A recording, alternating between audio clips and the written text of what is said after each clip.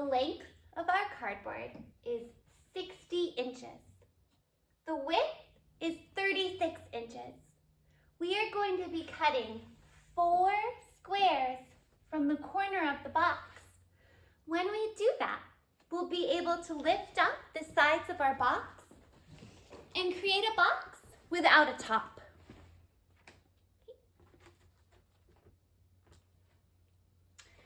So, we also know that the volume of our box must be 5,000 cubic inches. What are the possible values of x? What's the size of these squares that I can cut out to get a box that has a volume of 5,000 inches cubed? Is there only one possible value? One x? One square that'll work? Or are there many different squares we could cut out of this box to get the volume that we want? Let's find out. So first, what is the volume of our box?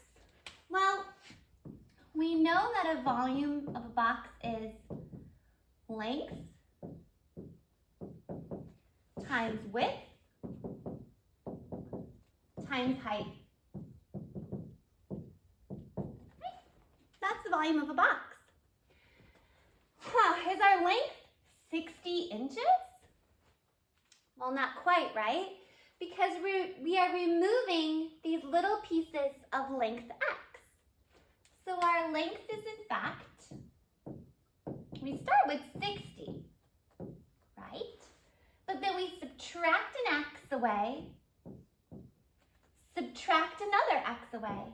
So in fact, our length is 60 minus 2x. That's not bad, right? What about our width? Okay, so it looks like our width is 36 inches, but I know that's not right. I'm taking away an x here and here. So just the same as with our length, I thought my width is 36 inches, but it isn't. I need to subtract an x and another x, or 36 minus 2x. To help label it, remember, if this is a box, all these sides are x, length x. Same here,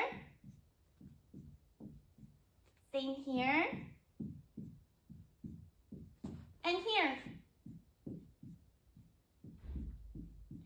I'm removing these squares, right? I'm cutting them away.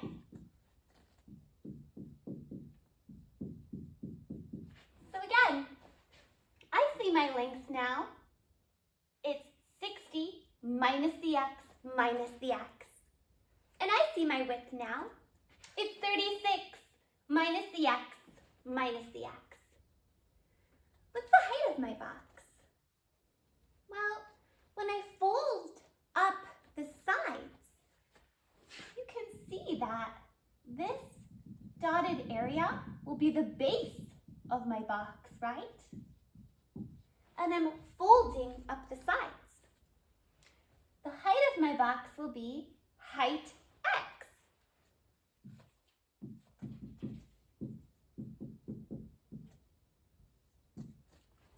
So let's put this all together into a volume equation. So my volume is length, which is 60 minus 2x, times width, which is 36 minus 2x, times height, which is x. It's a pretty messy equation, right? Notice I need to put parentheses around these terms because they're being multiplied together. It's length times width times height. All right? If you remember from the problem, I want the volume to be 5,000. That's easy enough. I can just set it equal to 5,000. Great.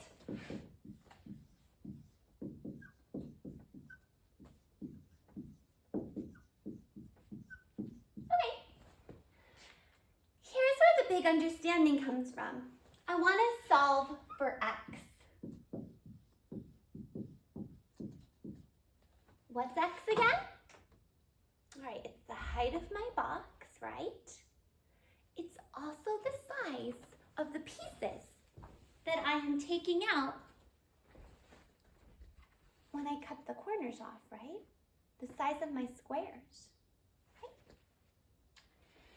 So if I can find out what x is, I can figure out what size square I need to cut off so my box will be 5,000 inches cubed, right?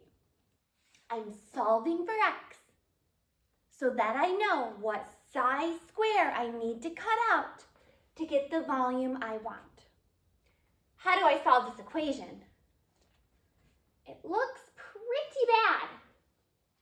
There's a very easy way to solve the equation on Desmos. So that's what we're going to do. We're going to graph the first equation on the left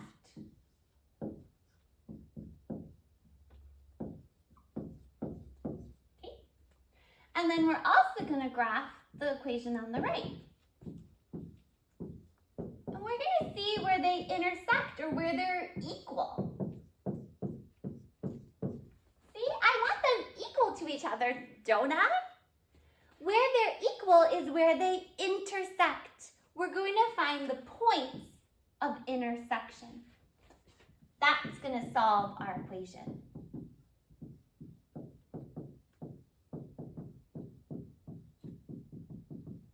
Where they cross each other. Where they cross each other is where they're equal. So we're going to graph both of these equations and find out where they're equal. So now let's go ahead and put these equations into Desmos. Let's put our equations into Desmos. So the first one I'm going to do is y equals 5,000. The next one I'm going to do is y equals, make sure you use your parentheses, 60 minus 2x, parentheses again, 36 minus 2x, and then x. If you notice, you really can't see anything. You can see a blue line here, and that's all. We need to adjust our window, our viewing area, and we use the wrench button to do that. So, this x-axis here, it tells us what numbers we're going to see on the x-axis. X is, remember, the size of the square I'm cutting out or the height of my box. X can't be a negative number, right? But sometimes it's nice to see a little bit of negative numbers to get an idea of what's happening. What's the highest x I should put here? Well, if you recall, we have a box, right?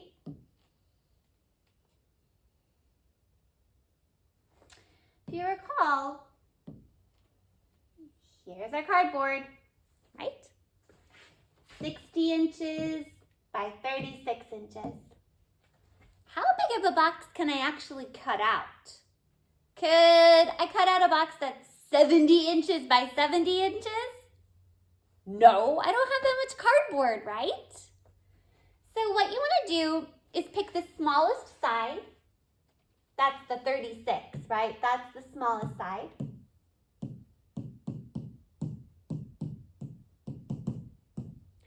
I could only cut a box out about half that size, right? Half of 36, because I need 4 boxes, right? If I cut some really huge boxes, that's too big, right? I don't know if I could even fold this. I can't fold it into a box, right? That's too big. There's a limit to how big my boxes can be. They could be really tiny. They could get bigger, but remember I'm doing it out of all 4 corners. I've got to be able to cut the box out of all 4 corners. So there's a limit to how big they can be. And they definitely could be as big as almost half of 36, right? So my box could be as big as 18, that's half of 36. So I'll take 36 divided by 2, I get 18 inches, right? So my x, this size I'm cutting out, it could be between 0 to 18. Does that make sense? Right? This is the size I'm cutting out. That's x. X could be up to 18. I mean, just quite, right? That'd be half the piece of cardboard cut. And X could be really tiny. It could be like a bitsy box. Right? Knowing that, I'm going to make my x-axis here. It could go to 18. That would make sense. I just usually use a little bit bigger than 18. So I can see a little bit more of the graph. So maybe I'll try 40 or 50 or 60, right? Something a little bit bigger than 18. The step here isn't really a big deal. It tells you how many places you want to have a mark. So do you see? Here's my x-axis so far. I have a mark every 10. It's labeled 10, 20. If I get rid of this left area, you can see it a little better. When I got rid of it, it opened up a little bit more. I can see a mark every 5. See that? That's what the step feature does. The step feature right here tells us where you want to see a mark. You could do a mark every 1.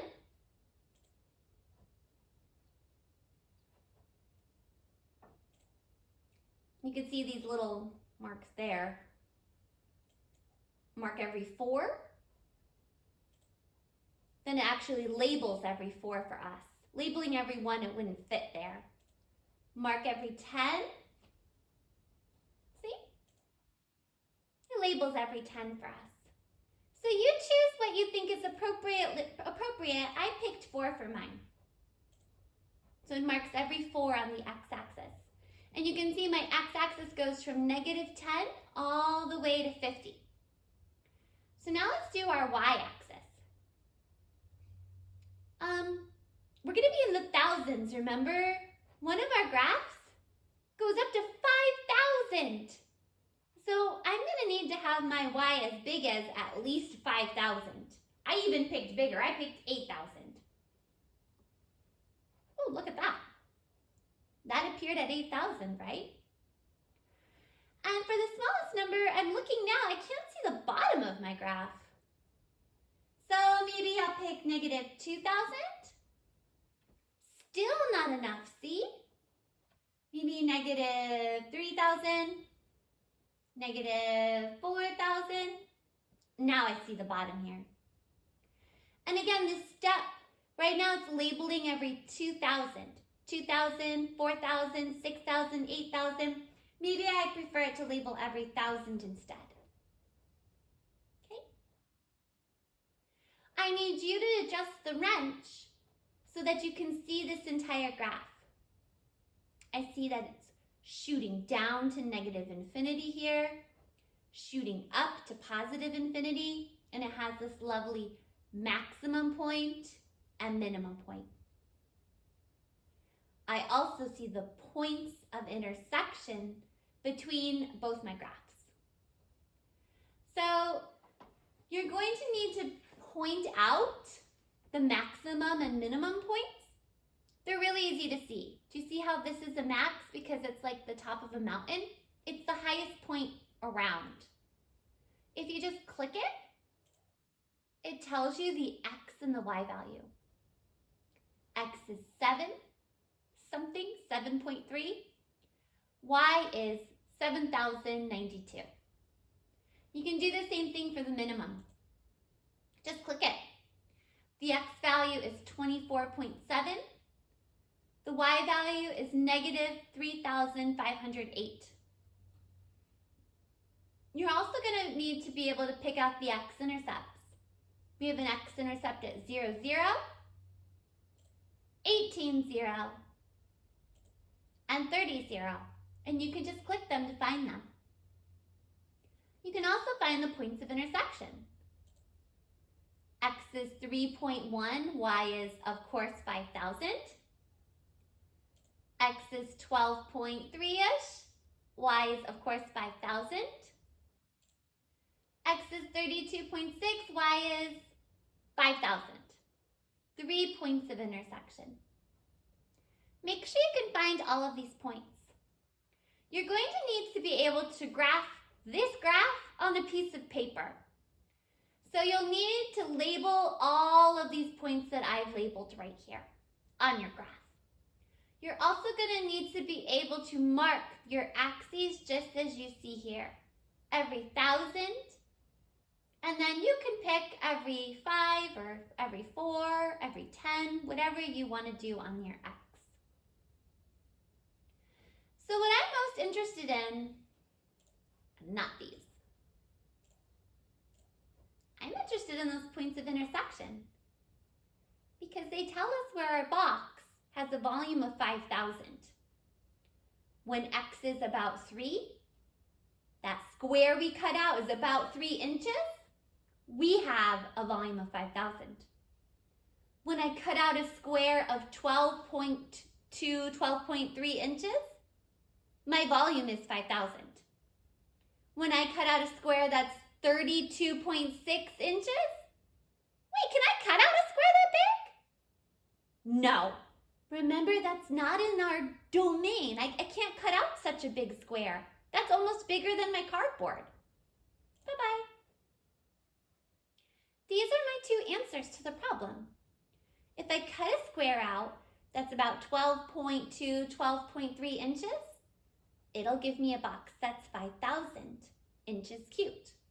And if I cut out a square that's 3.1 or so inches, it'll give me a box that's also 5,000 inches cubed. So again, here's our volume equation, and here are the 2 points we found as points of intersection. We can easily check that they work by plugging the X value into the volume equation and seeing if we get 5,000. So let's check the first one. I'm going to plug in a 3.1 for X. That just means that everywhere I see an X, I put a 3.1.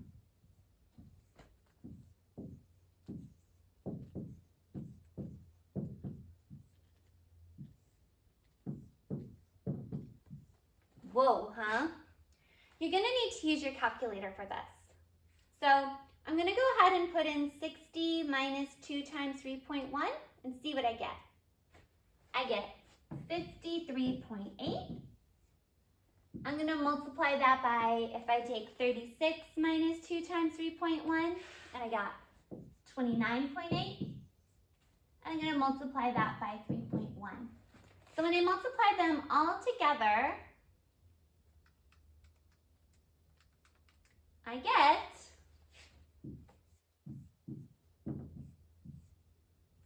approximately 4,970.044.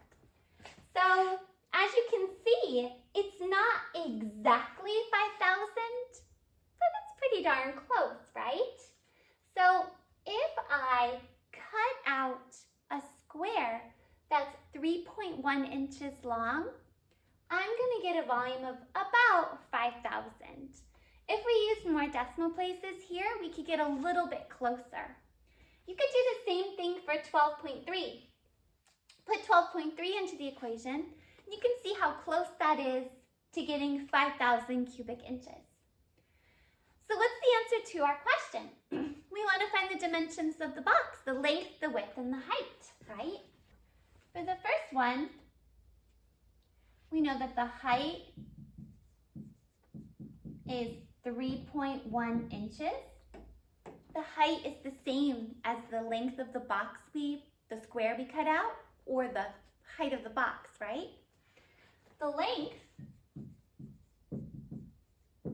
is 60 minus 2 times 3.1. Remember our equation that we had? We had the length be 60 minus 2x. So you just plug in the 3.1 and see what you get. 60 minus 2 times 3.1. We just did that, 53.8. inches. And the width is 36 minus 2 times 3.1, right? It's 29.8. So we have our height, we have our length, we have our width. That's the dimension of our very first box. And again, when you multiply the height, the length, and the width together, you get something that's pretty close to 5,000. You need to do the same thing for the other value of x. So again, for the next box, our height is 12.3 inches. Our length is 60 minus 2 times 12.3, which is 35.4. And our width is 36 minus 2 times 12.3.